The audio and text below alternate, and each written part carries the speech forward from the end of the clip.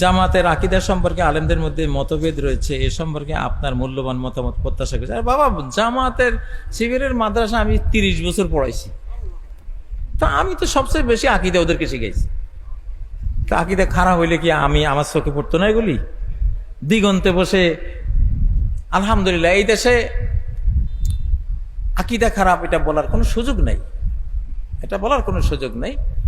কিছু মাসলায় ওই যে একতলাপ একটু থাকেই, এটা আকীদের মাসলা না, এটা হলো সিয়াসিয়াত ইজতিহাদিয়াত। রাজনীতি হলো ইজতিহাদের বিষয়। আমি ইজতিহাদ করছি, গবেষণা করছি, আমার গবেষণা এটা উত্তর দিকে সমাধান, আপনি গবেষণা করেছেন, আপনার গবেষণা দক্ষিণ দিকে সমাধান।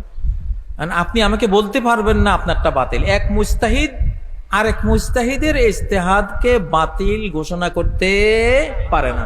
ইমাম আবু হানিফা এটা বলতে পারেন না যে শাফির সব মাসলা বাতিল, এটা বলার অধিকার নাই। ওনারটা ওনার হিসাবে ঠিক আছে, উনি ভুল করলে 1 সওয়াব পাবেন, শুদ্ধ করলে 2 সওয়াব পাবেন। ভুল করলে রসগোল্লা একটা পাবেন, ভুল না করিয়ে শুদ্ধ করলে রসগোল্লা কয়টা? ইজা ইজতাহাদাল হাকিমু ফাআসাব ফালাহু আজরান। আল্লাহু আকবার।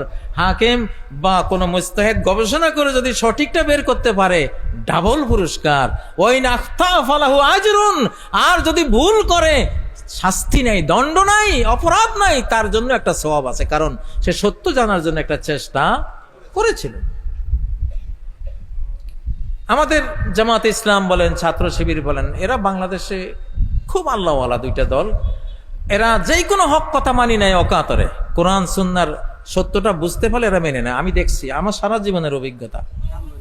যাই হোক, এখন আর একটা ক্ষেত্রে আমি বলছি, এই দেশে যদি অর্থনৈতিক কোনো অলিয়া উলিয়া থাকে, তাহলে হলো এরা ফিনান্সিয়াল আউলিয়া। আমি কাতারে বসে কইছি এদেরকে, দুবাইতে বসে বলছি, হিসাব নিকাশের অলিয়া উলিয়া। আপনি নরসিংদীতে ওই গত কোন নির্বাচনে বিএনপির এক নেতা আমার কিছু ছাত্রকে টাকা দিয়েছিলেন, আন্দোলনের জন্য টাকা দিয়েছিলেন।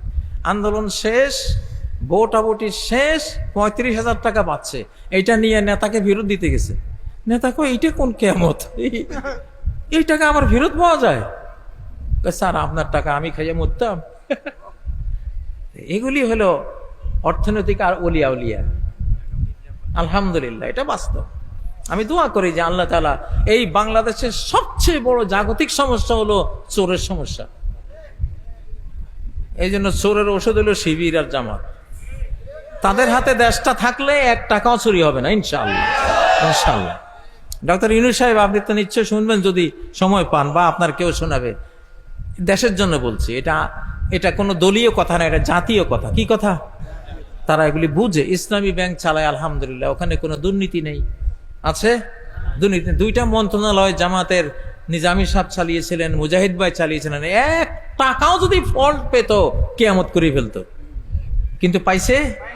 এটা একটা ভাই, যার গুণ আছে তার গুণটা স্বীকার করা, এটা কি মানবতা না অমানবতা? এটা মানবতা। কেন স্বীকার করবেন না? এটা স্বীকার করা উচিত।